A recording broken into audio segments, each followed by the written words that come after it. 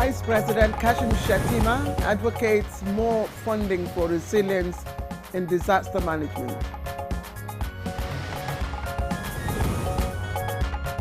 Every investment in resilience is in truth an investment in the lives and futures of our people. We do not have to look far to understand this message. National Assembly commences public hearing on electoral acts.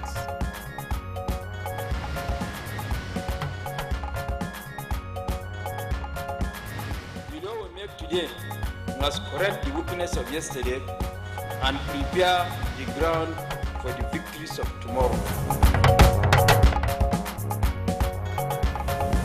New legislation to accelerate growth of Nigeria's downstream petroleum industry underway.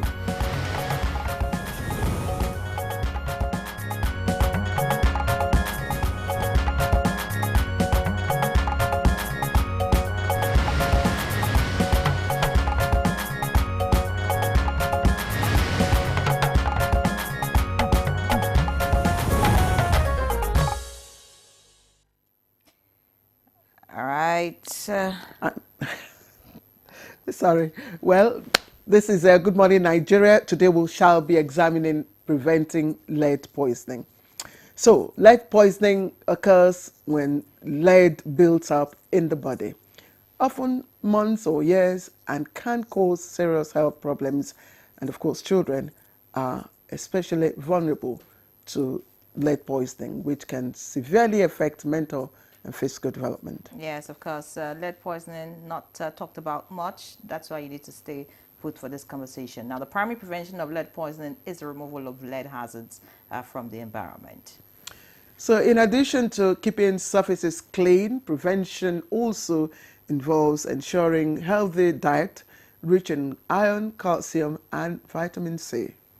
Well said. And other prevention measures include washing hands and toys frequently, and also run tap water on whatever it is that you intend to put in your mouth. Exactly. It's also advisable to remove shoes at the doorsteps and wipe feet before entering the house to avoid, tracking lead dust from the soil. Prevention also calls for caution with herbs and remedies. I mean, some call it agbo, some call it all kinds of names. I'm sure you can help me with that. All right. Well, all of these professionals, or if you like, experts have said, should be probably, looked into before being consumed. Exactly. And of course, primary prevention of lead poisoning, they say, is removal of lead hazards from our environment, before a person is led, or is exposed to it. So it is on that note we welcome you to Good Morning Nigeria, and I'm Claire Adelabu Abdul Razak. Thank you for joining us. And I'm Henry John. It's a beautiful Tuesday. We expect you to stay with us on Good Morning Nigeria, reaching you live on the network service of the NTA. And as you know, this is the largest TV network in Africa. Chukwudi Okoli Ogbaja will join us shortly for the newspaper review. But for now, let's have the morning news. And Frama Panyi has that. Frama, good morning to you. Good morning, Henry. Good morning, Claire. Good morning, Nigerians. Here's the morning news. Vice President Kashim Shettima is optimistic that with more funding in building resilience among communities prone to flooding and other forms of disasters, the risk incurred in the event of disasters would have been tremendously reduced. Senator Shettima stated this at the 2025 International Day for Disaster Risk Reduction with the theme, Fund Resilience, Not Disaster. Every naira we spend today on preparedness saves many more tomorrow on response and recovery. Every investment in resilience is in truth an investment in the lives and futures of our people. We do not have to look far to understand this message. The 2025 general election may be a new experience to Nigerians, going by amendments being canvassed in the Electoral Act. Some highlights of the amendment propose conduct of presidential and governorship election by November 2026 and conclusion of all election litigation before swearing in. Experience has taught us that perfection is a pursuit, not a possession. The law we make today must correct the weakness of yesterday and prepare the ground for the victories of tomorrow. Our democracy rests on the credibility of our elections, and unless these contests are freer, fairer, cheaper, and less contentious, we endanger the Fourth Republic. Meanwhile, the House of Representatives says legislations are underway to accelerate the growth of Nigeria's downstream petroleum industry. This was at the opening of the maiden annual Downstream Petroleum Week in Abuja. Nigerians therefore expect certain deliverables from this conference, especially as they concern the prevalent infrastructure deficit, solutions to energy security issues, pipeline vandalism, and dubious pricing. Igala indigenes of Kogi State visits the Secretary to the Government of the Federation, highlighting their daily struggles with infrastructure and opportunities in Kogi East. They echoed grievances as key political partners seeking support. For the ministerial appointment, another appointment, we were talking of major critical political appointment that will enable us to go back to our people and herald the policies and programs of Mr. President. And those are the news highlights. Good Morning Nigeria continues with Yeri and Claire after this message. The Renewed Hope Initiative RHI presents the RHI Green Nigeria Challenge. Go green today for a greener tomorrow. This national competition is in 3 categories. The household category is a tree planting competition amongst 11 frontline states in northern Nigeria. Each participating household in Adamawa, Borno, Bauchi, Gombe, Jigawa, Kano, Katsina, Kebbi, Sokoto, Yobe, and Zamfara states will plant a minimum of 1 tree to qualify, with a video evidence of before and after the tree planting exercise. 20 million naira will be awarded to the best household. Submission deadline is 20th December 2026. Community category will see local governments, local communities, schools, and NGOs reclaim and transform degraded or abandoned areas such as dump sites, landfills, parks, and their likes into green, vibrant gardens, parks, and eco-friendly spaces. 50 million naira would be awarded to the overall best community group. Deadline for submission is 15th July 2026. State category will have all states of the Federation and the Federal Capital Territory, excluding Enugu State, have a chance to address the growing threats to environmental sustainability and cleanliness. States will be judged based on the number of trees planted on major roads and inner streets and how clean they are. 100 million naira will be awarded to the best performing state. Already, Enugu State has 100 million naira for being RHI's model green state due to its greenery and cleanliness. Video evidence must be submitted by participating states on or before 20th December 2026. All entries must be directed to RHI Office, State House, Abuja, or email rhi.greenchallenge@statehouse.gov.ng. RHI Green Nigeria Challenge. Go green today for a greener tomorrow. The energy from breakfast doesn't last my child the whole day. By halftime, they are low on energy. That's why break time is the right time to re-energize. It's that break time energy that helps keep your champ in the game. Pack the nourishing energy of Milo with a great taste into the lunchbox every day. Milo, energy to go further. Milo! No buy am! But why? No see say this big bull bag of rice no get the new big bull holographic seal. Na true. Introducing the Big Bull Holographic Seal Tape, your favorite authentic Big Bull rice, 50 kg and 25 kg. Now with holographic seal tape. This is to ensure you get the premium product from Big Bull rice. Do not buy if the holographic seal tape is not on the bag or is broken. Big Bull rice. Tasty rice nourished you. And the National Productivity Order of Merit Award goes to... The only tomato paste manufacturer to win the National Productivity Order of Merit Award by the Federal Government of Nigeria, endorsed by the Association of Private Medical Practitioners of Nigeria. When malaria knocks you down, you can be sure parasites are having a party in your system. Welcome to our new kingdom, guys! Comel, an effective weapon against malaria.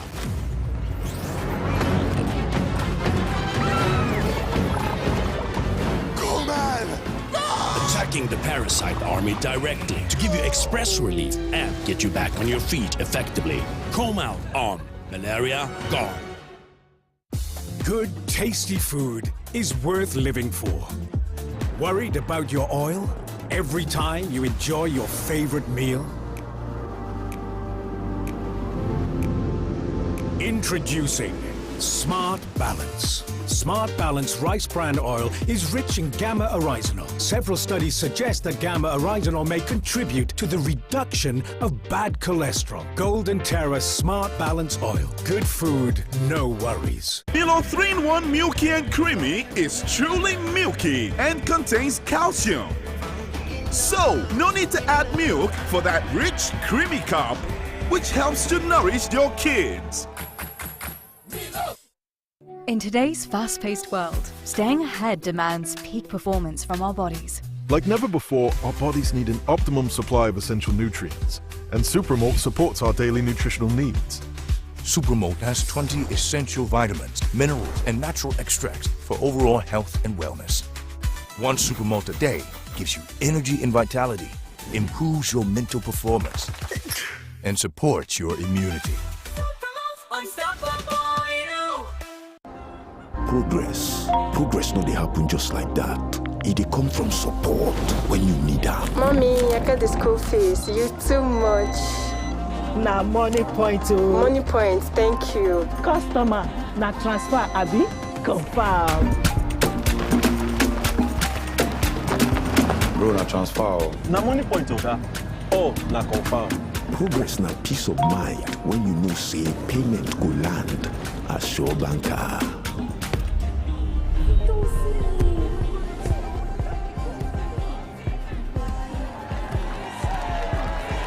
Progress na small wind where they carry person go far. No worry, yourself go make am. Go Bible. Victor, even you they use money point? Of course now, they use money point. Confirm. Money point, made for your progress.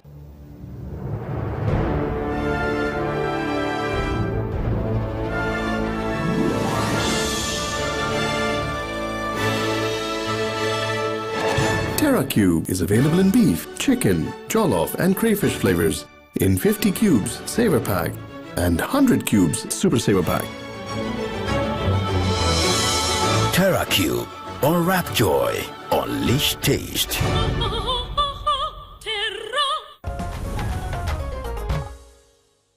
Welcome back to Good Morning Nigeria, live on the network service of the NTA. And newspaper review will be next. Don't go away.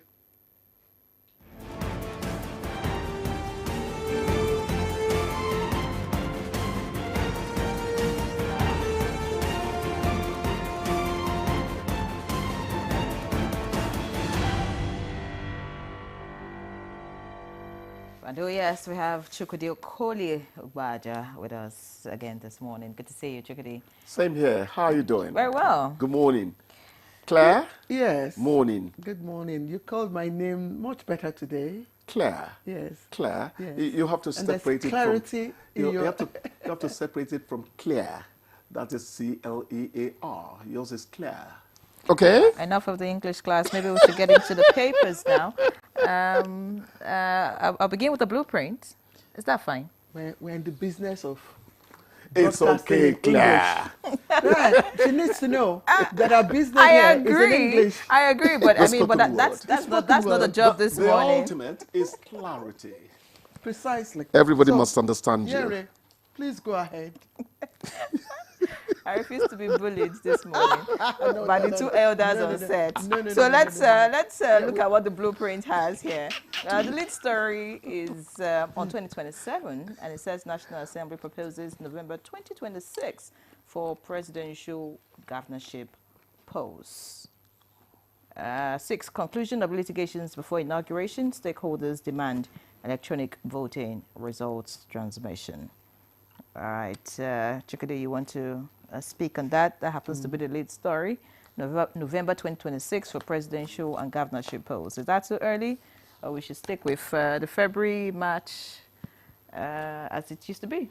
You have to study the purpose we hope to achieve by, taking it to November. One of the things they said is, let us ensure that all litigations are handled before inauguration, which makes a point. But then, how much does it make room for readiness? Even when you go the usual May and all that, there are still complaints about there are no boats to ferry election materials across creeks and all that. So if we are in for it, if we are thinking about making it November 2026, then we must really put on our boots of readiness to ensure that there's no lagging, in the matter. But is there a reason why this has been, Yeah, concluding litigations was Basically. cited. It was cited, really. Okay. I've not gone deep, deep into it, but at least that was mentioned. Okay. You have other stories? Yes, other ones, yes. yeah. Of course, the ASU strike. I'm sure that should be on all the papers this morning. It says federal government directs varsity visits to ensure no work, no pay enforcement. And also says we are not intimidated by no work, no pay. It has a rider here, the leadership newspaper that is also leading with that story has two riders to that. It says, as government orders vice chancellors to enforce anti-strike policy, strike paralyzes activities across campuses nationwide. Well, the no work, no pay threat by... Has it worked in the past? Will it work this time? ASU. I don't know. Well, it has not worked in the past, but it doesn't imply that all the time ASU would return and still get their monies back. Yeah. Because come to think of it, if you don't work, why would I pay you? Why would I pay you if you don't do your work? We're talking about agreements that were done years ago that, should have been implemented by now. And, there've been talks before now. It's suspected that, they should have, both sides should have reached, an agreement on, the previous agreements, just so that this can be averted in the first place. Government claims that they have met a reasonable amount of the agreements. That's what they say, really. This is 2025?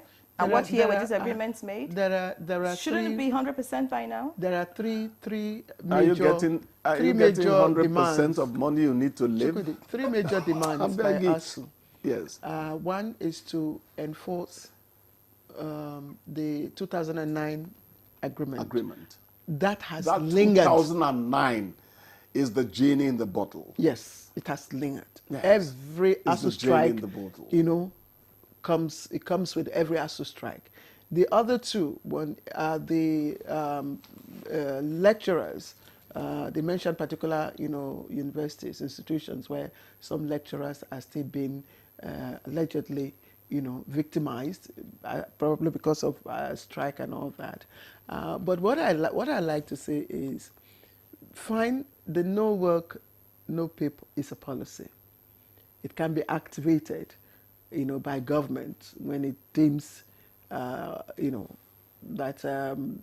ASU, has overstepped its bound. But also, I ask, what happens when government reneges on its own, you know, Yeah, agreement? Yeah, Government has reneged on its own part of the agreement several times, but just like this, they talk to you, who's a salaried person. These are the reasons you won't get a 450,000 naira minimum wage and all. It's still the same thing happening all over. The funds are supposedly not there, you know. So it's a matter of how much I believe the reasons you are giving me, because the reasons are a plethora. There are so many, you know, particularly in a struggling economy like ours. Thank God that things are beginning to look up, as it were, you know. Anyway. So the reasons have always been there. Anyway, we've been having too many strikes. I mean, it's strike here, strike there, almost every sector. So really, I think it's high time we looked at that and, you know, checked other ways of resolving deadlocks. I agree with you. And particularly with the teachers. I mean, these are teachers. I mean, they're training this generation and the next. It's important that they're well taken care of. That's what I feel. And, I mean, considering what they earn. It's also important that every worker is taken care of. Not just I should not glibly say this as a journalist, but I want to think that the demands I see most of the time has to do with the comfort, welfare of the lecturers. What about research funds? Why are they not talking about that? Things that would help them develop the communities they are in, develop the country as a whole, and not just their own welfare, because that would be as valid as their own comfort. That's it. Well, a doctor that says, pay me well, but he doesn't have equipment to work with, is talking nonsense. By the way, I hear that TED Fund is doing well in that regard anyway. So TED Fund. Yeah. Oh, yeah. Yes. So the percentage actually but one thing that the you know, union leaders say they're willing to, you know, meet again, that they're willing to dialogue. So that's a caveat there for the government. By the way, welfare comes before research. If you're not well, you can't do research. You know, I cringe from arguments with you because I never win any. Let's move on and look. Let's move on and look at other stories. Make peace with bandits again. Sheikh Gumi tells Tinubu. This morning when I was coming, you know, I had little time to watch other international stations to see what's happening around the world, and I know you talked about it as soon as you came in. So I really want to say kudos, as you would say. Kudos. Kudos. Kudos. Kudos. Yeah. That's English again. To Donald Trump. Yeah. For me, he's won my heart for what has happened. He's always won Gaza. your heart. No. To my chagrin. No. My chagrin. The almost 2,000 prisoners released, Palestinian prisoners released, and 20 hostages released. Living hostages. Living hostages released. Yes. That's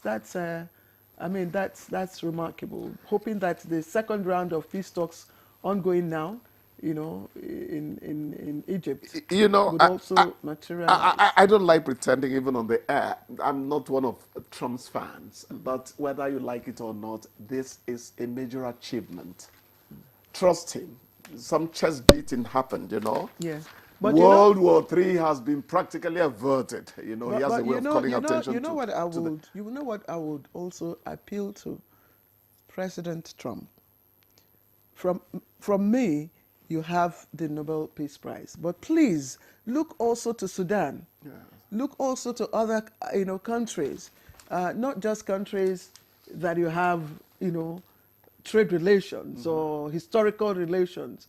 Look at other countries that are also going through the same, you know, violence that are being under siege.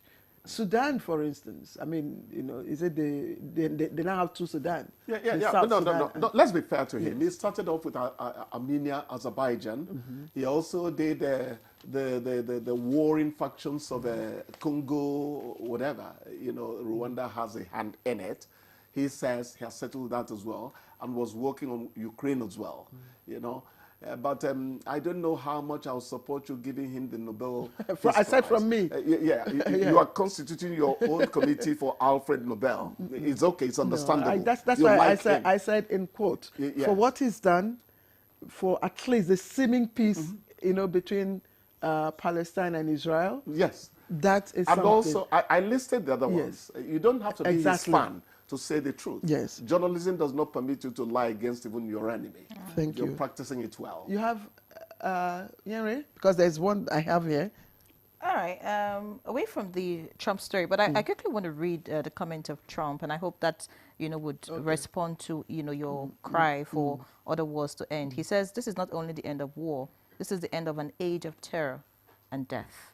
That's according to Donald Trump. And we hope that this materializes in what you've said in other areas across the world that, need peace at this time. Because I listened Let's not taint his participation in it. Otherwise, I would say that he encouraged Netanyahu to ravage Gaza for too long before all this happened. Because I can assure you that Trump told Netanyahu, enough is enough. I think they've had their lesson. They've taken their lesson.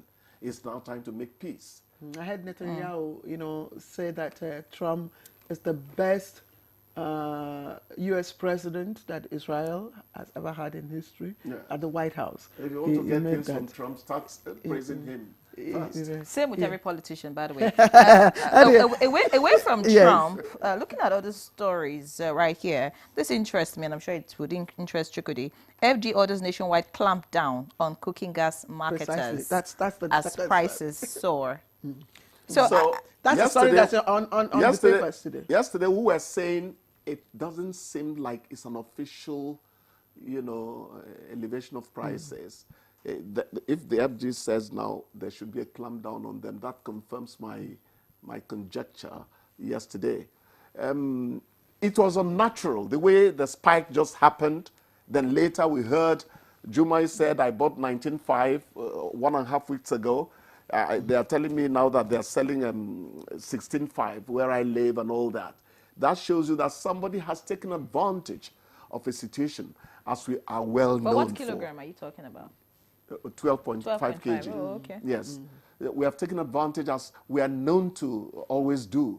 It's unfortunate, the level of impunity we allow on this landscape called Nigeria. Very unfortunate. I went to buy stationery for my kids, and when I walked into the shop, and the prices of some things have gone up, and I asked why, and she said, how much is cooking gas?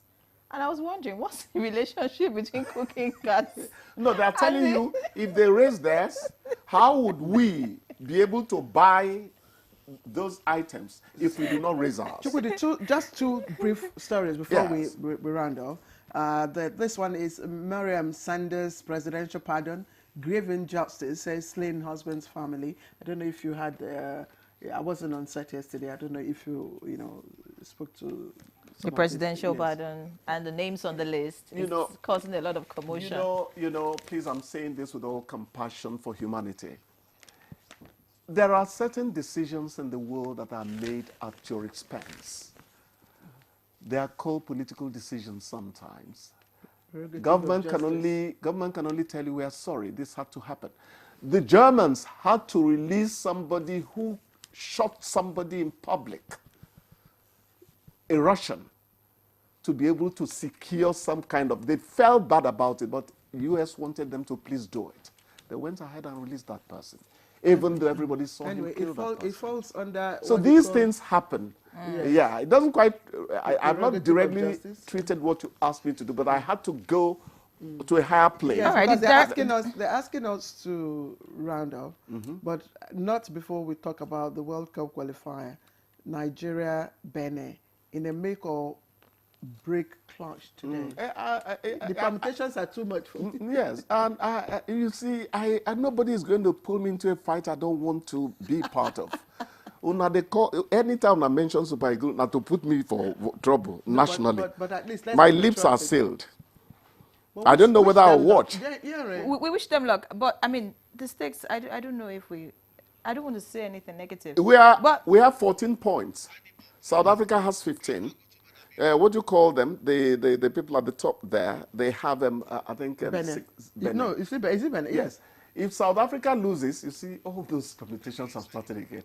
Chukwudi, Why should my life, Chukwudi, my success in life depend on somebody losing? Yeah, Ray, is it me or It's you? time to go. The director says it's time to go. I just wish, they would just give us a minute to talk about this. Yes, please. It's on the ACU page, and it's a cause for concern for FCT residents. It says outcry over refuse pile-ups at FCT. Yes. Oh, yes. Oh, yes. Claire. Absolutely. Every Claire. time. The one that beats my imagination is the one on Kashi Road.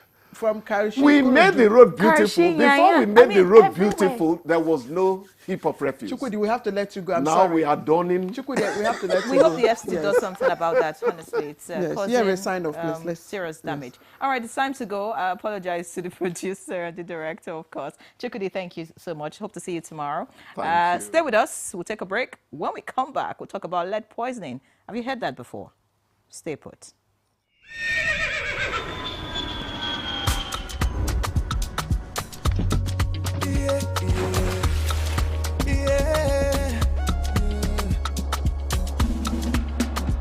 From the Atlantic across the savannah to the Sahara, we rise, a land of the free, we know they tire. We dream great, our spirit is undying. Resilient, rooted like palm tree, we sway in colors, we turn dark into light, we make solutions, we ignite passion, yeah. Ethnicity is unique, we have more than the solution. We are Nigeria, strengthening unity, we know they carry last. We are Nigeria, together live the dream of a land with great destiny. We are Nigeria. I am the real Nigerian. Brought to you by the National Orientation Agency, NOA.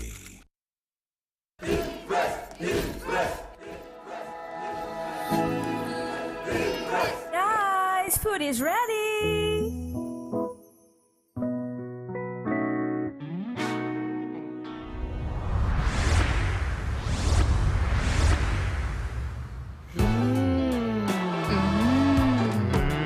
Suitable for jollof rice, stew, spaghetti, and yam portage. Cooked to impress. Imagine lovely meals you can cook with these ingredients. You spend heavily, but no guarantee of a tasty meal. Not making a right choice of seasoning cube can ruin your meal, money, and confidence. For a tasty meal, do not compromise. Choose Gold. Use Terra Gold for the rich, consistent taste your loved ones crave for. Good for soups, stews, and jollof. Terra Gold. 1 cube, endless possibilities. My people, toilets have stains which bleach cannot clean effectively. But Harpic is thicker and sticks better, which gives 10x better cleaning versus bleach and kills germs. Oh, wow. You can now see that Harpic is better than bleach. The world needs moms. With a splash of golden Terra oil, a mom can transform a frown into a smile. Change no thanks into yes please. Resolve family feuds without blowing a whistle. Providing tasty family meals is all that matters. Where there are moms, there is love. Golden Terra oil, pure love. My people, toilets have stains which bleach cannot clean effectively. But Harpic is thicker and sticks better, which gives 10x better cleaning versus bleach and kills germs. Oh, wow. You can now see that Harpic is better than bleach.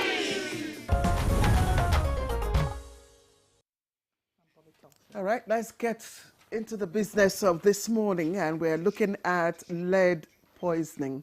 Yenre asked, do you know what it's all about? If you don't, sit back, we'll listen to the background report, and then we'll come to introduce our guest.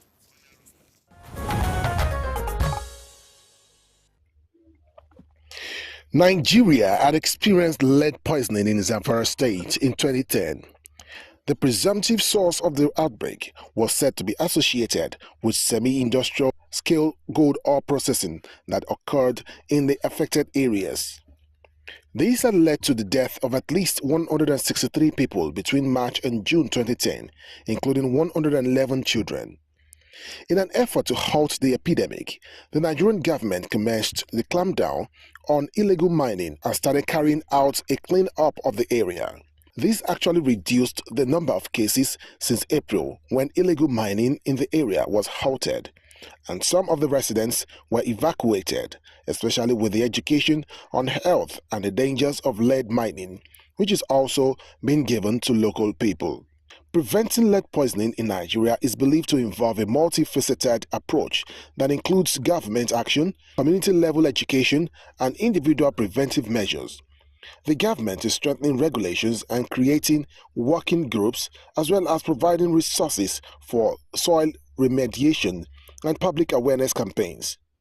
Worthy of note is the government's unveiling of a 5-year plan to eliminate lead poisoning in the country. Community-led prevention focuses on educating miners after safer practices and providing alternatives to illegal mining. Individuals can protect themselves by cleaning frequently, washing hands and toys, and ensuring proper nutrition, particularly for children. For now, there is an important campaign on lead poisoning with awareness in that regard, due to the fact that it is common in Nigeria and people are not conscious about it. Lead is found in paints and in some foods.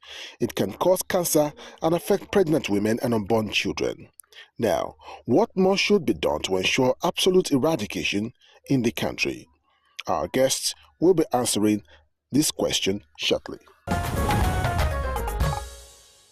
Many thanks to AME Ajayi for that background report. Let's now introduce our guests who are already seated and ready for the conversation on preventing lead poisoning.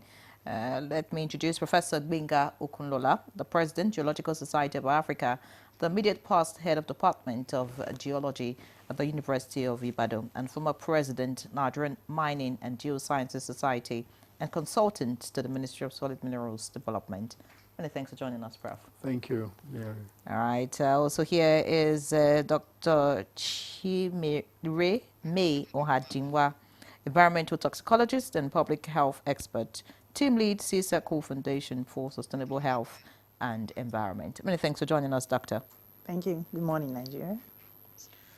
All right. We also have joining us here in the studio the President of the Miners Association of Nigeria, Dele Anyoleke. Thank you very much, sir, for joining us. Thank you. Good morning. And via Zoom, we have all the way from Gusau, the Vice Chancellor of Federal University, Gusau, Professor Muazu Abubakar, who is a professor of toxicology. Prof, thank you very much for joining us this morning. Thank you, and good morning. All right, ladies and gentlemen, let's quickly.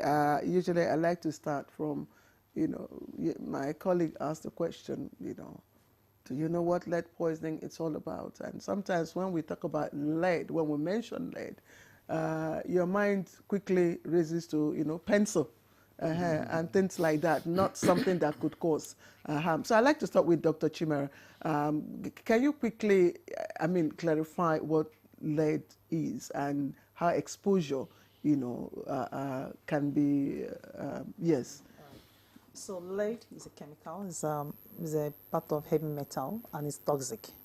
So when you have it in a limit that is beyond safety limit, then it becomes poisoning.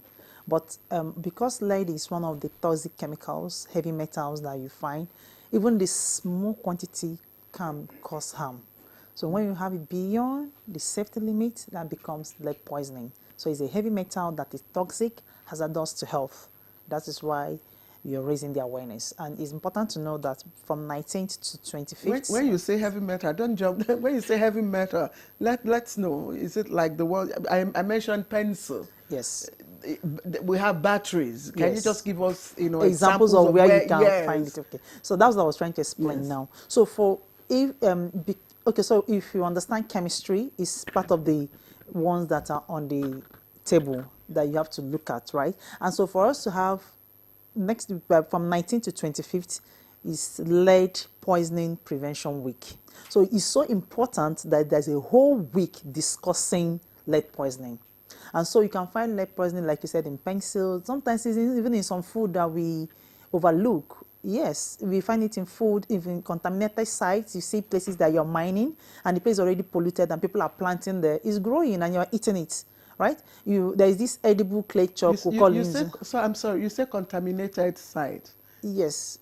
And so mining. if you plant, in mining sites where they plant, so already it's like you triggered it, and then plants can now absorb it, and then we can eat it, and then you can also get exposed. What about refuse bin? I mean, we were talking about dump sites and all that, where you find plants growing and all that. Yes, it's the same thing. So let's say let's not even go that far. I'm just talking about even the basic things. So you can find batteries, sometimes in cosmetics that you're using. All these local, traditional, they put in the eye. Yeah, it contains lead. Also, the clay chalk, this inzu that we eat and we feel, oh, it's so beautiful, it's so sweet, that especially pregnant women eat. Yeah.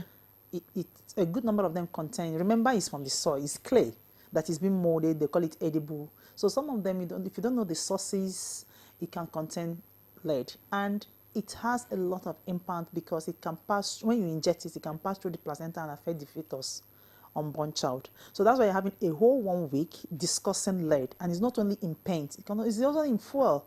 So that's why it's banned, that it's no longer, they're promoting not to be in paint again. So old houses, so if you're having old houses that have old paints and you need to repaint them, you need to remove the old ones, they're getting professionals to do it for you, not you doing it alone. You see those paints that are flaking out, you better remove them and paint, because if it contains lead, it means people living in the house can be inhaling it. And then down the line, the children are likely to have, come up with some of the diseases. Sometimes you have some of these things in plants that you're using to prepare local drinks. You don't even know the storage system, you don't know, and then you're wondering why the child is coming down with certain diseases they're not thinking about. But what quantity is harmful? No, in fact, the smallest quantity, the theme for this year is no safe limit. Okay, many thanks, Dr. Ohajinwa. When you talked about lead in chemistry, actually took me back to my chemistry books. And of course, for chemistry students, it's that lead is, the atomic number is 82. And on the periodic table, it's found in group 14 of the carbon group and period 6. But it's a heavy, dense, and soft metal that is a poor conductor of electricity, but very resistant to corrosion. And I'm sure that is why you're raising awareness about it. I'd like to get to you, Professor Okunlola. She's talked about lead and why there are no safe limits, for it. She talks about inhaling and all of that. But speak to us really, because I'm wondering, when she talked about paint, that, I've been painted, say, 10 years ago, how is that, going to affect anyone? Because usually we know once you paint a house, it smells for some days, and eventually, you no longer perceive, the smell. So how does it affect your health? And then speak about other sources. She talked about local drinks. So are you saying the leaves or the barks of trees contain lead? Well, let me first of all say that she's more of a public health, so she'll be able to answer a lot of the questions, but I can just give a background. If you don't ingest lead, I don't think it's going to affect you. So if you paint your house, in the paint you have some levels of lead, but I think there's a lot of efforts now with the paint manufacturers to see that you have what we call elimination of the lead in the paints, and that's one of the global standards now that we have it. And apart from paints and all the other sources, mining, because virtually 90% of sources of all lead contamination or poisoning or whatever comes from mining, comes from the soil, comes from the earth. And I'll give you an example.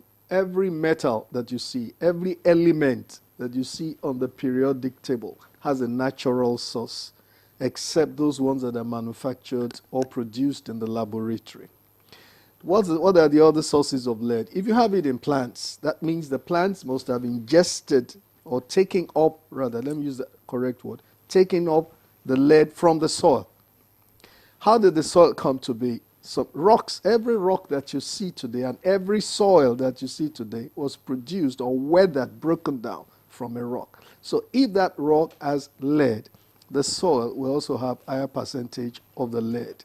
And if the soil has a higher percentage of lead and you plant anything, any plant in it that can easily take up the lead either in the stems or in the leaves, then it will contain lead. And But if we you eat can't it, survive in an area that is contaminated with lead. and let me even tell you, we even use some plants to look for lead because there's what you call biogeology, biogeochemistry, that's to explore.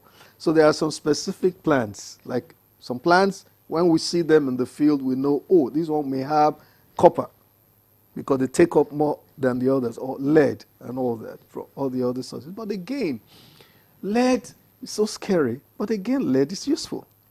So lead is useful, but again, just like she said, okay, for human beings, getting it into the system of the human beings is what you want to prevent. Because lead is even now, even globally, one of the strategic minerals that you find from galena and all that. And people are mining lead. But again, you have to do it in such a way that it's not ingestible. It doesn't get into the blood system. If you say trees, some trees grow in the presence of lead, Yeah. does that also mean that the fruits from those trees could carry lead? Of course, it could carry lead. Depends on the level in which it uptakes the lead from the soil. So you have to look at what's the level of the lead that you also have in the soil. That is why if you are mining in any area and producing lead, and lead is associated with so many other minerals, gold for example, and that's why you're having this issue in Zamfara and all the rest, which I saw in your promo, because the gold occurs with the lead and arsenic. So those are some of the metals that occur together while you are mining, and if you ingest them, then it's poisonous. But if you are mining and then there is a safe way in which the lead is not ingested, then it's okay. In fact, one of the elements that we use in finding gold is the presence of lead and arsenic either in the soil. We call them pathfinder elements. And so where you find this lead in higher quantities and associated with some other minerals, you may find gold. Gold is good. Gold itself as a mineral does not necessarily contain lead, but gold is associated with other lead minerals like galena, galena and other minerals that you find associated, with lead. There are about more than about 35 minerals that contain lead in some substances and in some quantity. Professor Kunala, Yes, thank you. Yeah. I think I'll bring in Mr.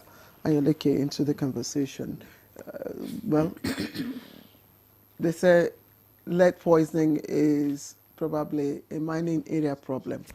You want to tell us how widespread it is? How widespread is it? Well, thank you very much. I think Prof has actually explained as much as mining takes place, and as much as we get value from mining, especially the gold minerals, and we have found that is lead is associated with gold. It is what that portends is that we are likely to find lead poisoning in area with gold deposits. And that is why we have issues in 2010 at Zamfara because of the gold-rich environment. I think in 2015 again we had skirmishes of it in Niger. And even recently, I think it's reported around Zamfara and Sokoto as well. So it depends on, it depends on the widespread or the minerals with which lead is associated with. All right, many thanks. Let's get to Professor Abubakar, who joins us via Zoom now. Prof, if you can hear us, I'm sure you've been following the conversation. Great insight so far. But I'd like you to speak about why this is a major concern, really, and what are the likely symptoms, that shows that someone is probably suffering from lead poisoning. I would like to hear that.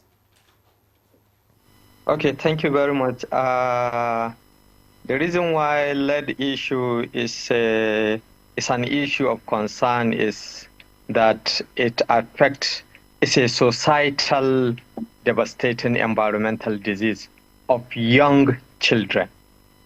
That is the reason, because young children are the ones that are majorly affected in that aspect.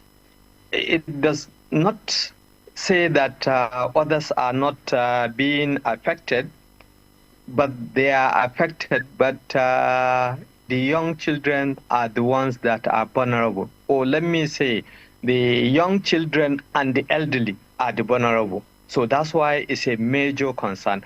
And it's affecting the nervous system, the hemopoietic system, and the renal function. In fact, lead as a poisonous substance, it almost affects almost everything in our system, because lead is not being handled by the biological system. It has no known function. And the only way you can get rid of it is actually to deposit it in your system. Once you take it in, it can be there for certain times, and later on it can be mobilized again to affect you, depending on your health status. So that's why it is a major concern. It affects almost all our system, biological system in particular. I don't know if you want to share with us what has changed since the last time we heard about lead poisoning in I think in your state, yes, in Zamfara. What has changed between then and now? A lot of children died as a result of that. Yes, I may say nothing has changed. Things are even getting worse because generally the stakeholders are not showing any serious concern. Sorry to say. The 2010 is almost 14 to 15 years now. The illegal mining that is causing the lead exposure in Zamfara in particular, in almost everywhere, not only in Zamfara, is actually as a result of this illegal mining, and this illegal mining is still ongoing. It's still ongoing. Why? Because the people have to do it for survival.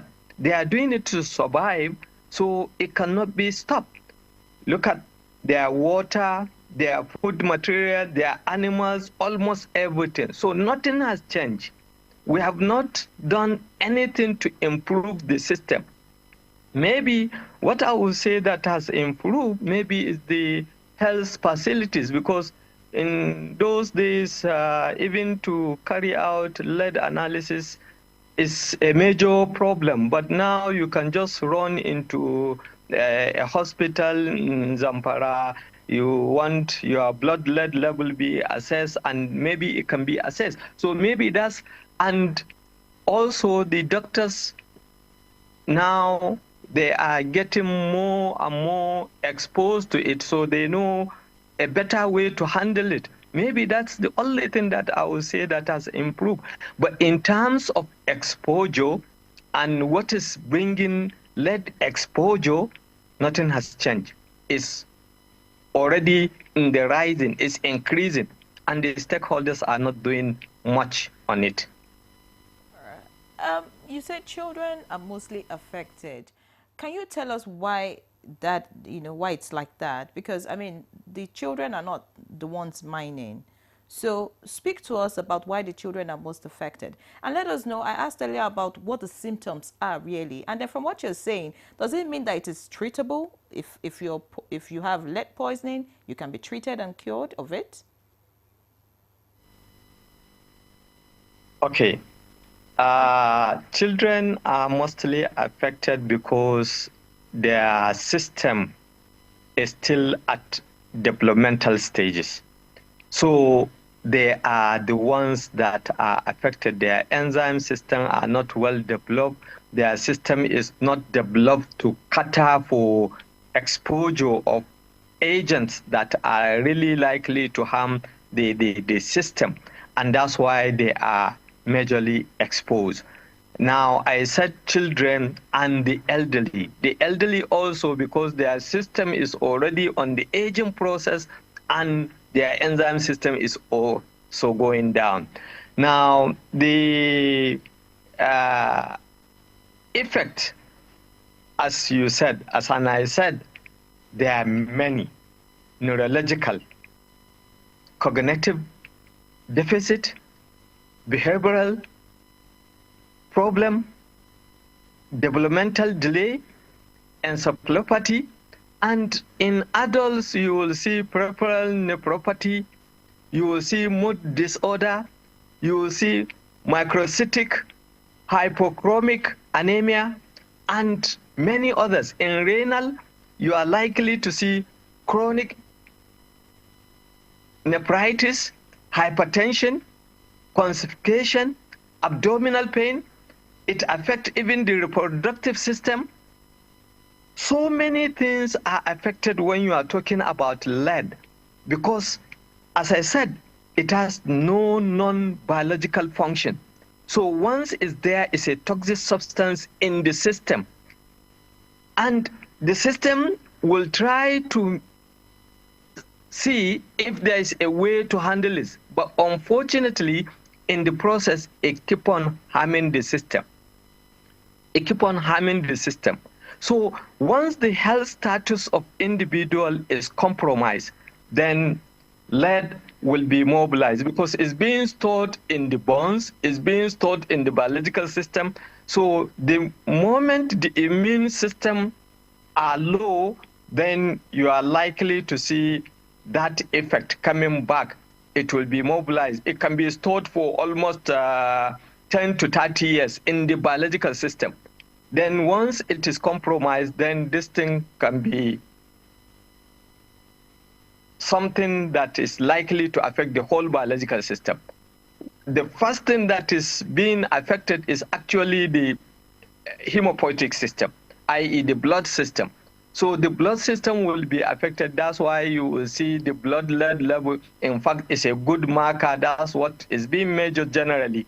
And as my colleague says, there is no safe limit of lead. Yes, we used to say 5 nanogram of lead, but even that amount is not safe, because it can be deposited in our system. It can continue to accumulate, and that is a problem. That is a problem. I still like to stay with you, just to give us a little more, understanding of why lead is so deadly from the toxicology point of view. Can you enlighten us more? What makes it a stubborn, poison? You see, lead is deadly.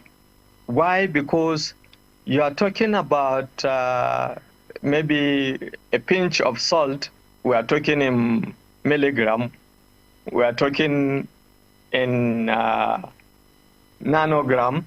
But lead, when you are talking about lead, even picomolar concentration of lead replaces some essential ions within the biological system.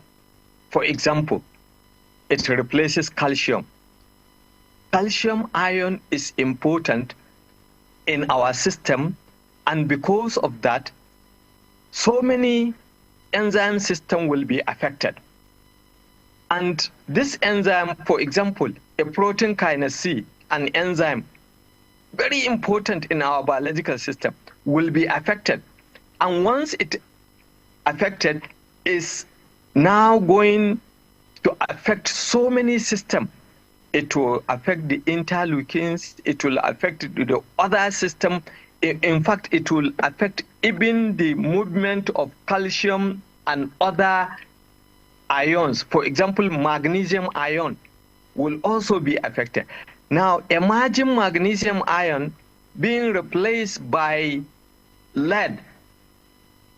Magnesium ion is found in almost over 300 enzyme systems.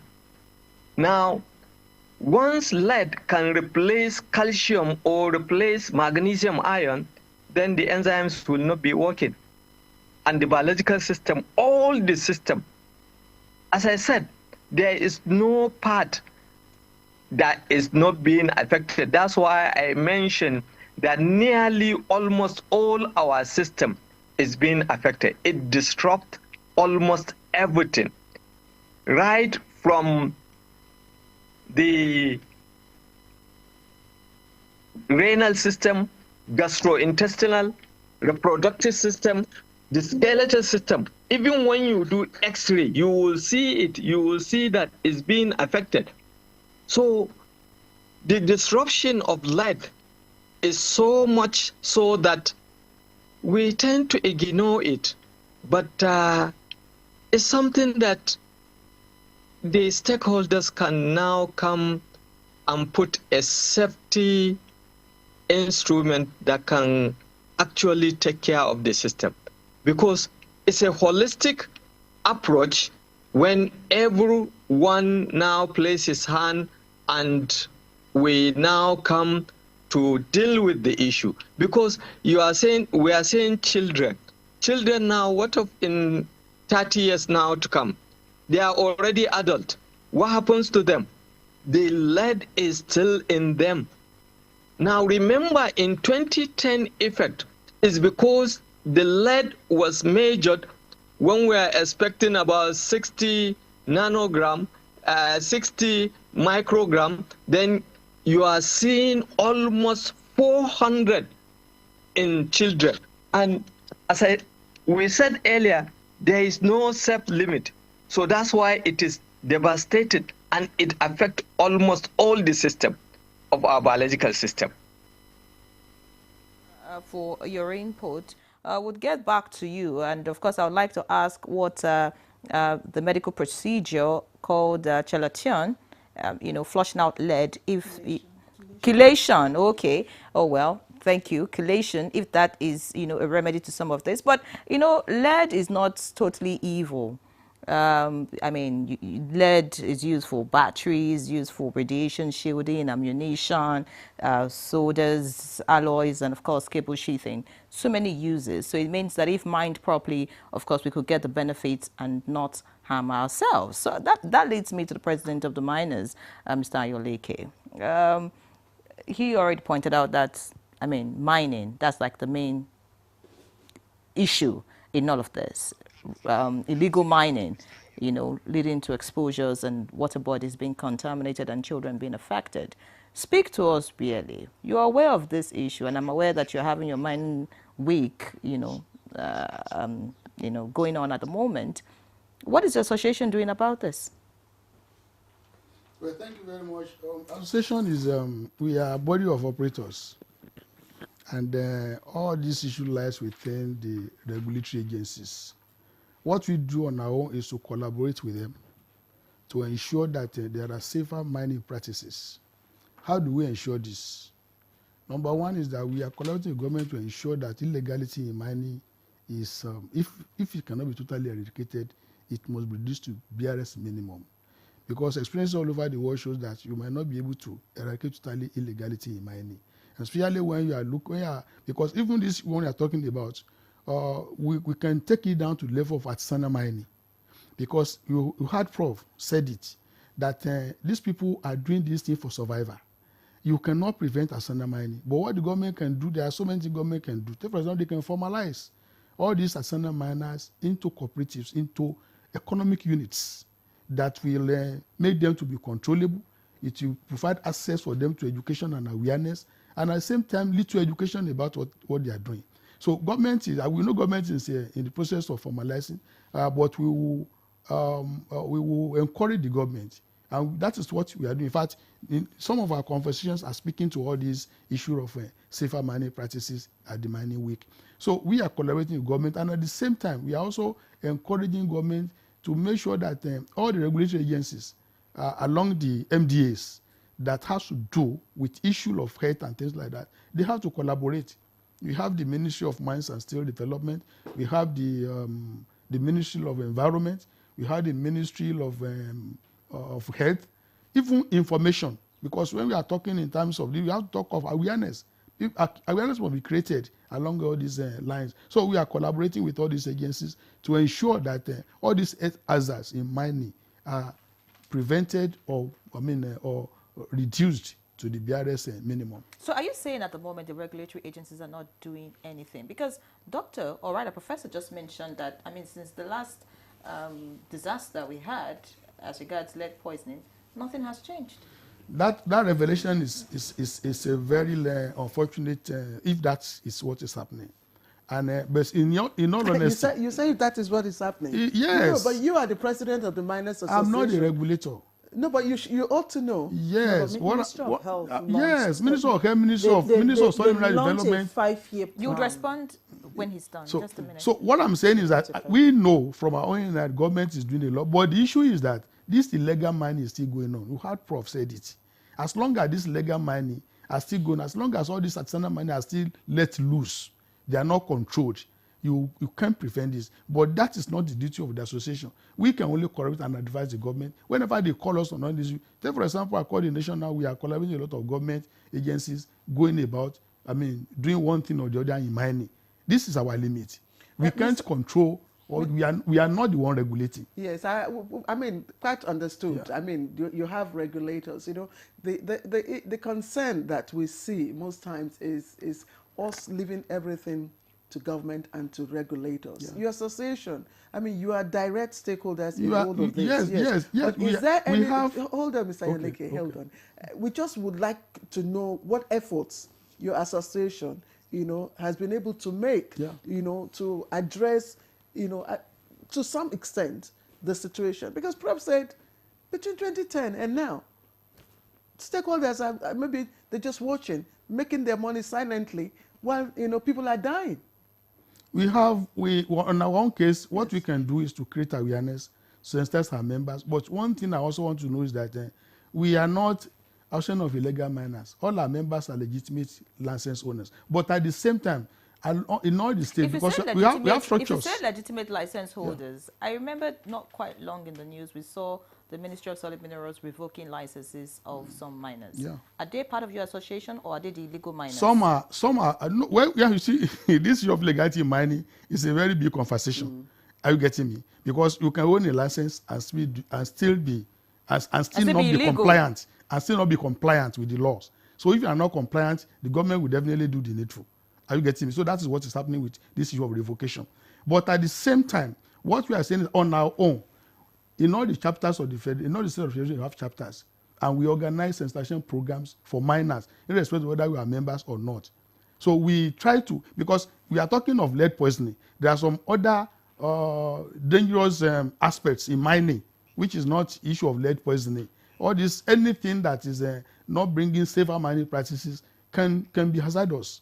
So we have our chapters, we have our structures where we organize regular sensitization programs and education, not only for our members, but for all people that are involved, including communities, the host communities. We organize seminars for them. If you organize seminars, then I'm wondering why the report from Prof seems not to have changed.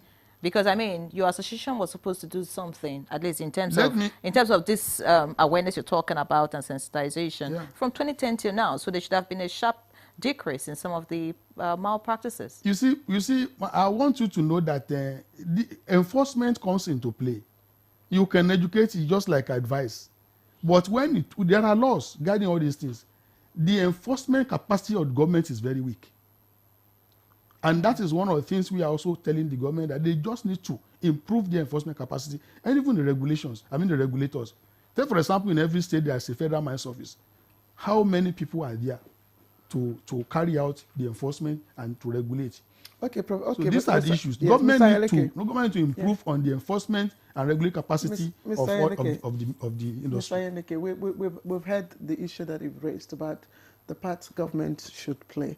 But before we come to Dr. Chimera here, I want to also, ask you to, tell us the bulk of the poisoning that comes from lead is within the mining ecospace, isn't it? What have you done so far to minimize the risk of even your members? Well, like I said, if in mining there are laws guiding mining, there are regulations guiding extraction, and take for example, we have so many companies who are now into gold mining, and they are aware of all these dangers associated with mining. Mm-hmm. Any legitimate mining company must be aware of all these dangers, and they must prevent it in their mining practices. I think the major occurrence we are talking about now comes out of these people that don't have knowledge about mining, people who are not aware. So all your members are certified. All the certified miners within your association. Yeah. Are you saying they are? I mean, are you exonerating them from? I'm not exonerating them. If I'm exonerating them, government will not be revoking licenses. I'm not exonerating anybody. Mm-hmm. I've told you earlier on that even where you still hold a license, it's like a driver having a driving license. You can still drive against traffic laws. So and once you do that one, the laws catches up on you, then of course you have to bear it. I think I'll stop the further questions with you. Let's come to Dr. Dr. Chimera. I don't know if I'm right. I recall you describing lead poisoning as a silent, invincible pandemic, something like that, and all that. But why is it that it stayed so long undetected in the body? Okay, so, like the prof was trying to say, you're asking why are children mostly affected? Children are mostly affected because they are closer to the ground. It's easy for them to pick up things from the ground, dust that is already contaminated with lead and put in their mouth. And then their toys, there are a lot of toys that we are importing that are recycled with lead contaminants, and then when you're eating the toys and all that, so that's why it's getting into the system. So a child looks and doesn't really manifest that until you take the blood sample and measure it. But there are other symptoms, because the symptoms will not be looking like normal other things until you test it. Like you said, their brains are not developing well, so that means the lead it can easily pass through and affect the brain. So there are neurotoxins, that's why they can affect the brain, then the mood and all of those things that you're seeing. So that's why it looks as if it's not detectable until you not take the blood sample, because it's looking like others. It can even cause death. So when someone is sick, all the symptoms are looking like the normal other things that you're not seeing. So your mind might not be going there until you have those kind of cases that you have in Zamfara. So concerning what you talked about, what government is doing, so recently, that was in September, last month, that Federal Ministry of Health launched a 5-year plan on how to eliminate lead poisoning in Nigeria. So they've already set up a committee, they are doing workshop to try to do this. But the truth is that the awareness is also not as much, is not as much, like I just mentioned, is in the dust, making sure there are certain small things you can do to prevent it, especially if you have children. These are also where you come into a home that you have toddlers picking things from the floor, and those homes have rugs, carpet rug. We're not supposed to have it in this kind of environment where you have a lot of dust in our environment. Your room or your house should be clear that you can easily clean, because you have children picking things from the floor.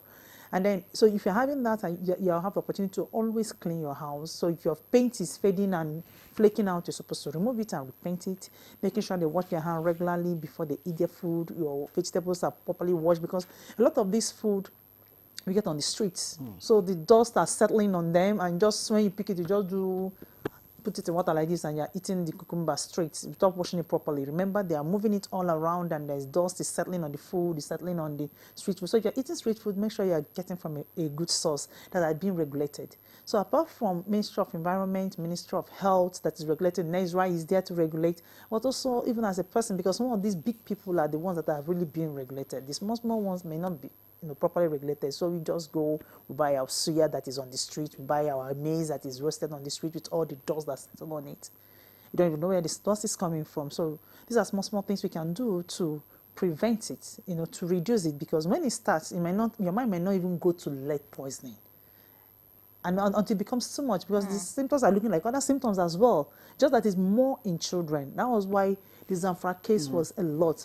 Losing 400 children, it was just too much. Okay, many thanks, Doctor, for that. I was meaning to ask the president of the miners if those involved in this illegal mining, if all of them are Nigerians, if we have foreigners who are also endangering our people in a bid to get our resources. I'm sure you would respond to that. But let's get to Professor Okunola now. This is a very sensitive topic, and if you listen to Prof carefully, we need to act as fast as possible so we would not have a repeat of what happened, in Zamfara some years ago. But speak to us about how we can actually reduce lead poisoning. I understand that some countries in the world, some in Europe, the United States of America, have been able to reduce, lead poisoning to the barest minimum. What are the ways out? Well, thank you very much. I think one of the things I could get from all the conversations is that the word stakeholders. Stakeholders.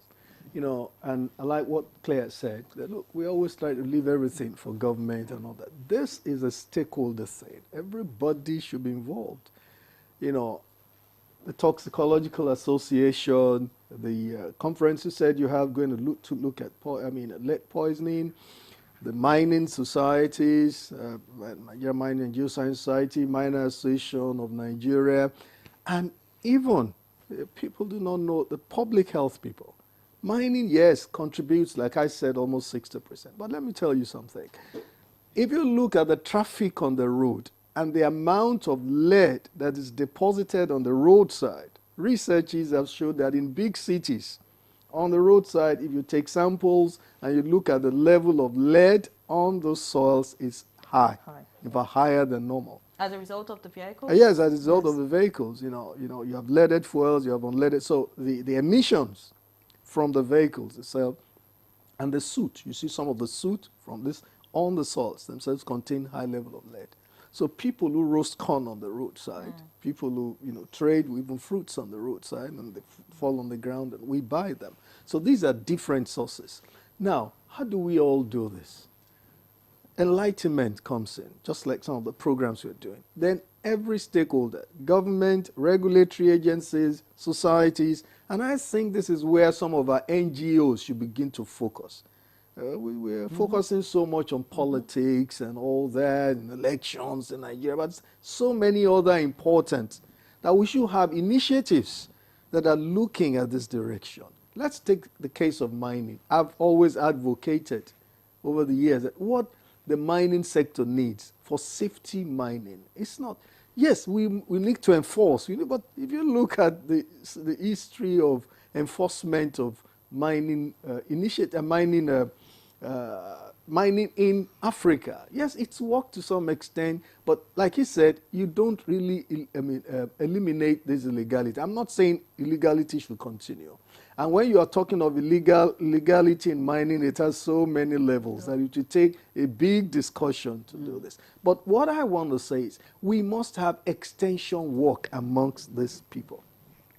As we have in agriculture, look, one of the things that is improving agriculture globally, and even in Nigeria, is the issue of education of the farmers, extension of the farmer. These are the seeds you must plant, improve seedlings. This is the season you must plant this. The farmers, with all due respect, many of them, let me use the word, are not really too educated. I'm not talking of the big, when you're talking of the big farms and you talk of small older farms, the small older farmers are the largest. and the level of education is low. But you see a lot of extension work. Oh, this is the fertilizer you must use for this soil, and the farmers, they will buy it. They will be happy about it. Oh, this is the kind of crop rotation you must have. Who teaches them? Extension workers. We must also introduce this in the mining sector. And I've advocated this for a long time. Yes, you are going to have the mines office, the NESRA and all that, and you make laws. And there are more than 2,000 mining sites in this country, and there are even more.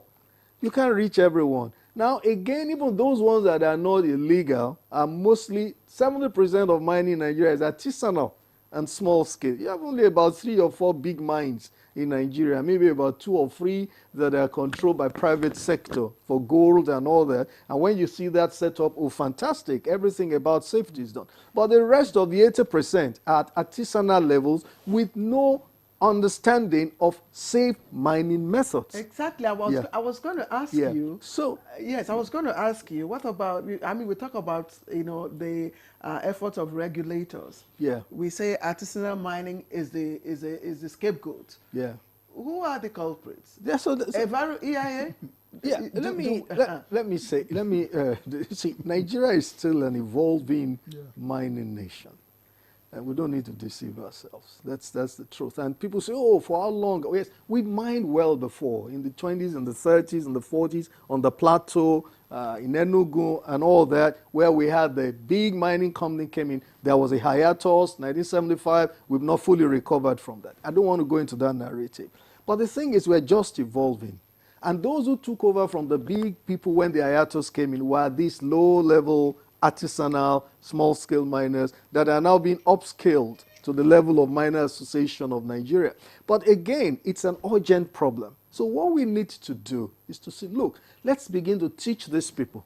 Let's forget about taking guns, task forces. No, don't use the word let's forget. Let's reduce to some extent the concept of the force.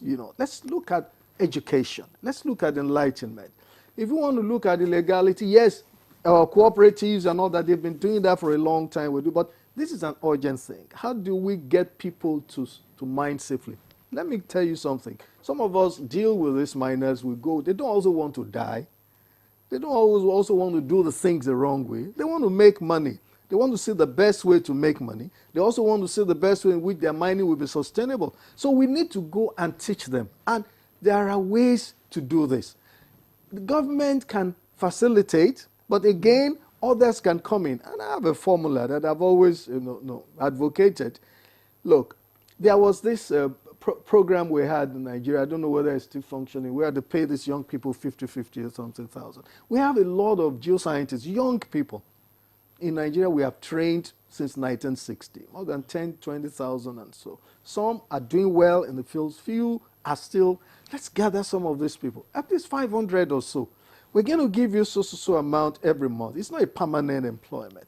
Go to this, face Zamfara today. Let me have 100 geoscientists who have been trained 1 month, 2 months in safe mining practice. Now just go there and teach these people. I've done it several times in the southwest in Como. Sometimes I'll just go into the field and then we have some kind of initiatives and we'll look at it and say, look, why are you doing this? Why are you putting your pit this way? You just, you use your language. You just buy. This is not the way to do it. No, don't put your pit that way. Don't go into the pit that way. Expand it. Follow this vein. This is how you do it. And when you are going, just get some helmet and all that. And please, make sure when you are in that something and you are following the Gira, I'm just using the example because you have to come down to their level. You are following the Gira, what do you call Gira? You are following the route to where you can have the mineralization. Make sure that you don't just, when you use your hand and all that, don't just use that same hand to bite through here. Wash these things. And so some of these things, some of these ways will eliminate to some extent. You see it, going down. And it's not rocket science. You don't need big equipments to teach people how to have safe mining. Artisanal mining is a kind of mining. It's accepted all over the world if it's done legally.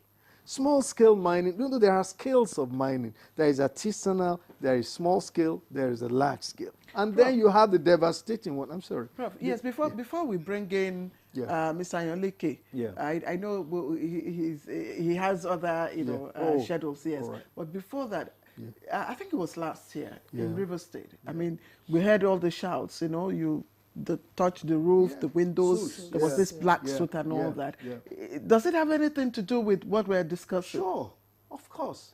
Even when you're talking of refining, and then of course, even with oil, oil refining and all that, the lead levels are also there. Sometimes the sulfur levels are low sulfur fuel, high sulfur, lead, they're all associated. And you have these suits that, on the clothes when you put in and all that, and all that. But let's look at how it is. It has reduced. There was so much noise about it. There was so much noise, and it lasted for quite a long time. And I'll tell you something, health people, public health people should begin to check the levels of many of the people in River State. Yeah. Because of the rate at which they have ingested some of these things. And if it had continued, it would have become a serious health hazard. If it had lasted more than it lasted. From what you see, do you think that the regulators are concerned about health or just concerned about remittances? Let me say this. It's why are you asking me such a difficult question? Well, yes, we're involved. We are interested in revenue. We're interested in remittances. But at the same time, I see some efforts in the health. But I think we should concentrate more on the environment. The environment matters a lot. Because if the environment is not secured, even the miners themselves will not be secured. Even those of us who have been. So you didn't also answer my question on the environmental assessment. Oh yeah, the EIA. Also, let me also say yes. You can carry out EIAs, but Claire, EIA is an expensive thing. But it has to be done for the safety. I know it's an expensive thing to be done. How many of our artisanal small-scale miners can do the EIA? Yes, we must do EIA. We must do EIA. But I will tell you something, when you want to do your mining lease and all that, at that level of real mining, what we are supposed to be doing now, many of the artisanal miners, is still exploration. But at the exploration stage, they're already mining. So, and you don't require an EIA when you are still just doing exploration. It's when you now want to get into mining that you do that. But while we know that even 70% of licensed owners that are having exploration licenses are already mining. So you are not supposed to mine. But that is the reality. So the issue of EIA then at that level may not really, make a lot of impact. And I tell you something, EIA is good, but it's on paper. And Claire, for clarity, maybe you should say that EIA is environmental impact assessment. Right? Just so that but it should be done. It should be part of the standards and should be part of the codes. But where you have 70% of miners who are even not yet, you can't hold them by law for not doing EIA, but you also hold them by law that you are doing exploration, but you're already mining. It's an urgent thing. Let's see how even at that level of illegality, because life is important, let's tell them what to do. All right, and they thanks, can Prof. do it. Mr. Ayonleke, before we let you go, looks like we have a big problem on our hands. And thankfully, NTA is, putting the spotlight on this particular issue. Only in very rare cases you hear topics like this being discussed, like Prof has mentioned. It's always about politics and all other kind of things. But speak to us, since you're about to leave us, what will be your recommendation in all of this? Well, I think we have been saying this for, even when you had the Prof speaking the other time. And we have said it all, that number one, Prof even mentioned it now. We need to be intentional about our environment in terms of ensure that we manage the environment and even the social life well. There should be good collaborations between all these agencies that are involved. And like I said, Prof has said, I'm looking at it from the issue of low-level enforcement, but it has come from a very good point that I think we need to scale up our enlightenment program as well to ensure that, and this cut across all the stakeholders, including the host communities. So we must come together and ensure that we create awareness, let people know the dangers of what they are doing and how they can obtain minimum knowledge for them to prevent their lives from being endangered. So the Ministry of Solid Mineral Development, the Ministry of Steel, the Ministry of Environment, across the tiers of government, federal, state, even local government. All of us, including the NOA from the Ministry of Information. We need to come, all of them like that, we need to come together and create a policy on how we are going to create awareness on all this. So then from there we take it up to the issue of law. And that is to ensure that there are safer mining practices by ensure that at the same time we have enough capacity to regulate all these our laws. And even after the education and enlightenment, we still need enforcement. So these are just ways by which. When you talk about enforcement, you know, Prof was trying to say that, well, enough of the force and, you know, yes, find I've other said ways. it. But in terms of enforcement, what really would work? Well, what will work is that I think it is being done, but before we can enforce, we have to have. But you said weak enforcement earlier. So what can make it stronger? What do you expect the regulators to do to ensure that this enforcement, you know, is able to deal with the problem? Well, we need to improve the capacity, both the human and the capacity of the law enforcement agencies and the regulators. Like you have Prof saying that the number of sites we are having in this state. Let's even go to Niger State.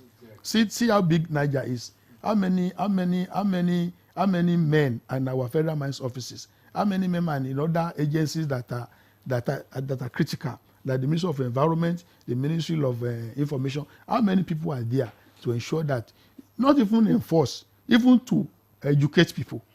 So these are the things we are talking about, that we need to improve on all these capacities for us to be able to bring all these issues. Are foreigners a part of your association? Foreigners who are engaged in mining a part of your association? Well, foreigners have levels. Take, for example, we have Chinese companies around now who are in the country, who are mining, who are doing their legitimate businesses. Of course, if they approach us for membership, we admit them.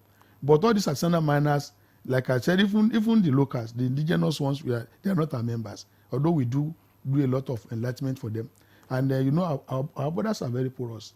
Some cross by either bike or even through the bush path to enter into Nigeria. So we have all these issues going on. We have very porous borders. All right, many thanks, Mr. Ayon Leke. You'd be leaving us shortly.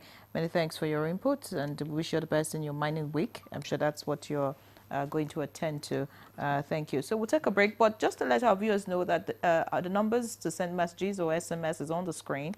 Our guests are still with us. We have a professor joining us via Zoom, and of course, two guests are still right here with us. So please feel free to send in your questions, your comments, your suggestions, whatever it is as regards the topic, and we will take them. So we'll take a break now. When we come back, the conversation continues. Stay with us. Breakfast doesn't last my child the whole day. By halftime, they are low on energy. That's why break time is the right time to re-energize. It's that break time energy that helps keep your champ in the game. Pack the nourishing energy of Milo with a great taste into the lunchbox every day. Milo, energy to go further. Toilets have stains which bleach cannot clean effectively, but Harpic is thicker and sticks better, which gives 10x better cleaning versus bleach and kills germs. Oh, wow. You can now see that Harpic is better than Lagos, Port Harcourt, Abuja. The city is moving. New voices, heavy drip, all heart. From the streets to the stage, this is the next Afrobeat star. Yo, yo, yo! What are we here for? Let's Afrobeat star! Let's get nasty! And the talents from all over showed up to own the room.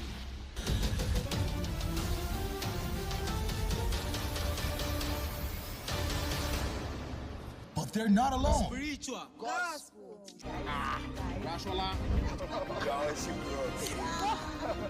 All chasing a slot to face the judges. Puffy T, SARS, Andre Vibes, P Pride. Catch next Afrobeat star on.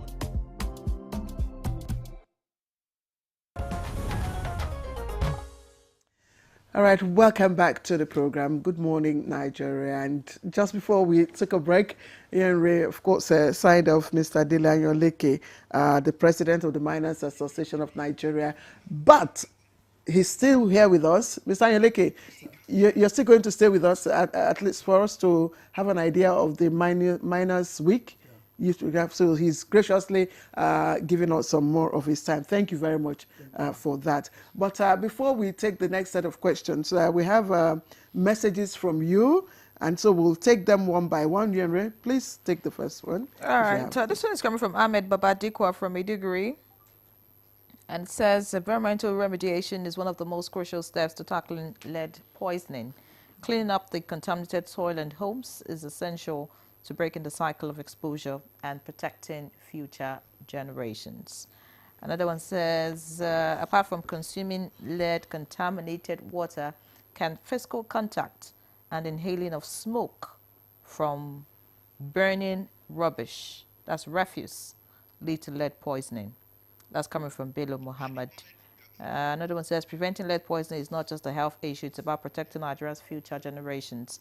Encourage citizens to avoid unsafe products and report pollution sources. Urge government and private sector to invest in cleaner technologies and public education. I'll take one last one. This one says, I'd like you to explain how lead is harmful to the body. I think that's been treated, and also how it affects the body. All right, so Claire. Yes, Mohammed Anwar Musa Afamai from Kano. Lead exposure and lead poisoning is preventable with simple actions to protect children and our communities. Good morning, Nigeria. Good morning to you as well. Nanda Buye from Jos. Interesting topic. The World Health Organization has identified lead as one of 10 chemicals of major public health concern, and that requires action by member states in order to protect the health of workers, children, and women of reproductive age. How can I determine if the sources of lead in my home contain harmful levels? Dr. Chimere, that should be your question. Does lead in children's toys represent a hazard? Another question for you. How do pregnancy and breastfeeding affect blood lead levels? Why might blood lead levels be higher in women after menopause? Thank you for your service. God bless Nigeria. Nanda from Wuyi in Jos. Good morning, Claire and Yenre. I always enjoy your conversation. Can lead be seen? How can I know it? Benjamin from New Busa. Thank you, Benjamin. Thank you. Akeju Olagbaju. One of the main sources of lead poisoning is from lead-based paint. I really want to know what regulatory framework is in place to check this. Yes, and I also, I'm sure Prof would respond to this. Many years ago, I think Nigeria banned leaded petrol. Yep. Yes, but we still see some of these paints being, batteries being recharged and all that. So this is a question for you. Now, good morning, Nigeria. You guys are doing wonderful works. God bless you. Please go to our social media handles and post it. All our social media handles, Facebook, Twitter, Instagram, what else? TikTok. Yes, please go there. Go there right now and hit it. Hit us. Omololu BA, thank you. To the experts in the house, can regular intake of water flush out or neutralize lead intoxication in the body? Thank you. That's Omololu BA. It's my birthday. This is coming from Usman Abdul Razak, a.k.a. Don Raz at 50. Happy birthday to you and thank you. Please go to our social media handle and do same there. We are all over the place. Facebook, Twitter, X, TikTok, Instagram, WhatsApp. Good morning. The threat of lead poisoning remains seriously high as long as awareness is low, and we place very low premium or value on human lives. Yusuf Abdul, all the way from Zaria. Once again, happy birthday to Usman Abdul Razak, a.k.a. Don Raz at 50. All right, where would you start? Okay, yes, it's fine. Yes, your questions. Do you want me to take them again? No, I can. Okay, Yes. I can remember some of them. Somebody was asking, how do you know that there is lead in your house? So Yeah. we mentioned that we can test them in the Yes, lab. you have to Yes, you speed can it up. take the samples and take them in the lab. That's one. But if you have your paint and it's What kind already of lab? laboratories that can test for lab. It's also, for example, soil around your house if you want to know if it's contaminated. That is not something that you see. I say, okay, yes, so it's contaminated. You have to test, right? But there are basic things you can do to make sure they're okay. So some people have, if you painted your house before 2008, 2010, you should be repainting. If it's flaking, remove it and repaint. It shouldn't allow to be inhaling it. The major way to get it is usually inhalation and ingesting it. Yes, you can get it through dermal touch, but dermal contact is a little lower compared to eating and inhaling. So if you have those things, you are being careful. We've mentioned other sources that you can get it. So you're talking about cooking. How do pregnancy and breastfeeding affect blood lead levels? Affect blood levels. That's not very clear. But now remember, if your house is like we said, the children absorb more than adults. Children absorb up to 40 to 50% of it if it's in food, if it's in the air, more than adults do. Adults will absorb like maybe 10 to 15%, while children absorb not to 40%. So that means you are being careful if you're having a baby. If your paint is flaking, clean it up. The white chalk that pregnant women eat in our climate. Yes, yes. Calabar, it's not. Yeah. Does it contain Calabash lead? chalk? Yes, it does. It does contain. Some people say, "Oh, edible chalk," but it's not. It's not good to eat it. I know that it helps in nausea and cravings and all that, but it contains, and it's more common in the south. Yeah, you eat it a lot and you feel so good, and it helps you not to vomit. It helps you not to be spitting around, but it contains because you don't know the source, and it's not something you can see. So as much as possible, avoid it because it has a way of affecting the children. Fetus in the womb, and we've already mentioned the effects. It can cause a slow development, brain damage, neurological issues, and these are some of these things are manifesting after the child is already born and grown, and then you start having some of those issues. What about inhalation of refuse being burnt?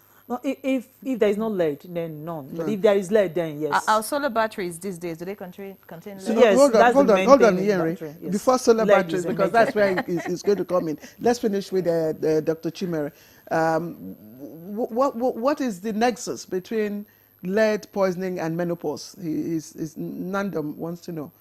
Because he's saying, why? His question is, why might blood lead levels be higher in women after menopause? I mean, I didn't do chemistry. Ray here did chemistry, so she's yes. So that one is not clear to me. So also, Nanda, but you want to send us your question again? You can send it. But I just know that one of the places that that lead stores in your body, reserves in your body, is in the bones. So it doesn't just go away like that. It's not something that's why you should avoid. It's not something that if you cook your food very well, then the load will die. No, it doesn't. You know, that's what we're talking about, chelation, right? So you're taking a substance that binds to it and then you can urinate it, but it's not like you eat it contaminated. So chelation works? Yeah, that's one of the ways to treat lead. Okay, so it's like you're taking a medicine that helps to bind it and then you can now... Mr. Ayoleke, I know you are itching to take your miner's break. No, but I'm very interested in this. Please, the question she asked, the recharging of the batteries, the paint. Yeah, Ray, you have your question now. Yes, of course, the solar batteries. Yeah. Lead is useful if it is handled safely. The world can still not do without lead. For the battery, that's amazing. In ammunition, bullets, lead is still important. And even the paints, paints now they're doing things to really reduce the level. But there are so many areas, soldering, in technology and all that. So it's still very useful. There are ways to handle lead. So if you have just solar batteries in your house, is it harmful? It's not harmful. As it contains lead, it's not harmful. The important thing is this, like you have your battery and all that, or even the one for torch in those days and not the electrical ones, that we have. Avoid you ingesting them. If lead is not ingested, I don't think there is any, it's not something that flows in the air. It's a heavy metal. And so when we use heavy metals, like lead, copper, and all that, chromium, those are those heavy metals. They don't, unless they get into the system, that they are But she harmful. talked about inhaling. Yes, substance. when it gets into the system, You know, like Okay. this soot thing. It's not, if a soot, if you inhale this heavy, you know, it's like you have even harmattan dust. Yes. If it gets to the system, it causes your Yes, catarrh, it it gets clogs. into, Mhm. so if it gets into your system through some other, you know, collated, how will I call it, gelated or whatever concepts, then it enters your body and all that. Professor But if it's not, Okolala, thank yeah, you. right. Now it's Miners Week, Mr. Ayoleke. What is this Miners Week all about that you want us to hear? Thank you very much. Nigeria Mining Week is a forum that is put together to actually hold at least a 3-day conversation on the Nigerian mining industry, with particular reference to all the issue of regulations, practices, and showcasing the Nigerian endowments for foreign and local investors to come and be part of this Nigerian success story. It has been on for 10 years. This year we are celebrating the 10th edition. Landmark edition. Started yesterday with a pre-conference, so many sessions that speak to specific areas on how we can begin to scale up the Nigerian mining industry. We all know that the whole world now is transiting from fossil fuel to green energy. And luckily, Nigeria has the minerals that are very critical to this energy transition. So all these issues have been discussed. And this year we are, like I told you, it's a landmark edition. We are expecting about 3,500 participants with about 100 speakers. And if you go to Abuja Continental now, you see our heavy equipment site, the biggest so far. So this means that it's speaking to the fact that Nigeria, like Prof said that time, is an evolving mining nation. And we are trying to showcase this to the whole world. The Minister of Solid Minerals is you know, introducing a lot of reforms in this sector. How are you collaborating with that office? Very well, we are collaborating. You know, this mining I'm talking about, the ministry is the host for the mining week over the years, and it's in partnership with some other agencies like we have the PwC, who develops the content. We have the Fuka Group for South Africa, who are our event organizer.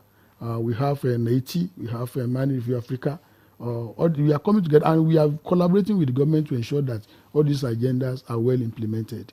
So do you see, with this collaboration you talk about now, are we likely to see a change in narrative from what Professor Muazu, said earlier on about stakeholder, regulator, and you regulator, coming together to change the narrative in the mining sector? Yes, that's what we are saying. That take for example the issue of the minister has come up with 7-point agenda, and one of them is this issue of addressing illegality in the mining sector and formalization of artisanal miners. We are collaborating. We collaborate with the agencies that has been put in place. That's the mining marshal, to ensure that the mining environment is safe and is being done legally. We are also collaborating with the department in charge of formulation of artisanal miner, which is the ASM department in the ministry. Even the mine's environmental compliance in terms of this CDA, which speaks to the economic and social transfer, the transfer of economic and social benefits to the host communities. All this we are collaborating. What's the theme this year? The theme of your conference? The theme for this year is Nigerian mining, from progress to global relevance. I like that. And just my last question for you. Sometimes we hear, sorry, I know we have Professor Muazu, please just give us a moment. We hear, accidents do happen and you really can't predict when they do happen. But within the mining sector, when they do happen, the death toll, it's something. I don't know. How are you working round, to ensure safety, and also protect the lives of miners? I think we have been speaking to all this morning. It is just the fact is that we just need to create awareness and to educate people on how to do this mining in a safe way. That's just the only thing. All right, many thanks. Let's get to Professor Abubakar now as we begin to round up the conversation. I'd like to hear your recommendation, Prof. What can we do really about reducing lead poisoning, and speak to us. What can medical experts also do, to take care of those who eventually get, contaminated or affected by lead? Okay, first of all, what we can do is for the stakeholders. When I say stakeholders here, particularly both the federal and the state have to do what is right. The miners association, yes, their own is legal, almost everything, but what of the illegal? As you hear, more than 80% is illegal, what is going on. So we need to put in place safety measures so that they can go and operate. See, this mining, illegal mining, is almost, in fact, there is no how it can be stopped. It cannot be stopped, but if it cannot be stopped, let us try to introduce measures that can keep our society safe. And those measures, almost everything is there on our regulation. Black and white is there. The regulations are there, but the enforcement is one of our major problems. There is no enforcement. Almost go to every corner of Zamfara, wherever you go. In fact, there is sometimes where you see more than 10,000 in one place doing mining. 100 will be buried. Those that will come out, they will come out with one disease or the other. Those are the ones that you see. Some will go to the hospital, some may not. Some may go and affect others. The animals would now be there. People will drink the water. They will go to the rivers. They will now be washing. Prof, Prof. This mining. Hello, sorry, yes. Prof. Sorry, Prof. Just in 60 seconds. You said nothing can be done. You are a professor of Yes. toxicology. How are you engaging your students and the community within your area, to begin to engage in safe mining? Safe mining, you see, that's where the issue is. As I said to you, all the regulations are there. The issues are the enforcement. You have to educate people, then you enforce what is there on the regulation. Myself and my group, we have been doing research and we have been doing public lectures to educate our community. That's the best we can do. And let me tell you, even in 2010 when it happens, Nigeria went along and bring people from Canada as experts to come to Zamfara so that they can help in this mining and poisoning that was going on. When they came, they said, where are the local experts?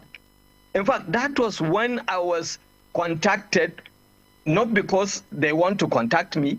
So, but since then, we have been, in fact, on mining and illegal mining, lead poisoning alone, myself and my group, we have over 15 to 20 publications on this. Many thanks, Professor Abubakar. Because of time, I think we appreciate you. Let's just get Dr. Chimere in 60 to, seconds. Your final words as we round up the conversation. All right, so it's important that we mention that there is going to be lead poisoning prevention week, which is starting from 19th to 25th. So the week is supposed to be week that you create awareness on lead poisoning, and that's why this is very important. Who can attend? No, it's just a week. Different organizations are going to be organizing different events, raising awareness in communities, how to be safe, how how to make sure their food is clean. Dr. So even nutritional. We have to go. All right. Many thanks, to everyone for joining us for this conversation. Professor Benga Okunlola, President, Geological Society of Africa, immediate past head of Department of Geology at the University of Ibadan, and former President, Nigeria Mining and Geosciences Society, and consultant to the Ministry of Solid Minerals Development. It was indeed a pleasure to have you. Thank you so much. Many thanks for It's my sharing your pleasure. insights with us. Dr. Chimere May Ohajinwa, environmental toxicologist and public health expert, team lead, C-Circle Foundation for Sustainable Health and Environment. Thank you once again for being our guest. The Vice Chancellor of Federal University of Gusau, Professor Muazu Abubakar, and Professor of Toxicology. Thank you, Prof. We hope that you continue to do the needful from your end. and also Dele Ayonlake, Ayonleke. President, Miners Association of Nigeria. Thank you. Wish you all the best in your mining week, and we hope Nigeria will be better for it. All right. That's sorry, we can't take that again. That's Good Morning Nigeria for today. We thank you. I'll see you tomorrow. Bye bye. I'm Henry John. Don't touch the dial.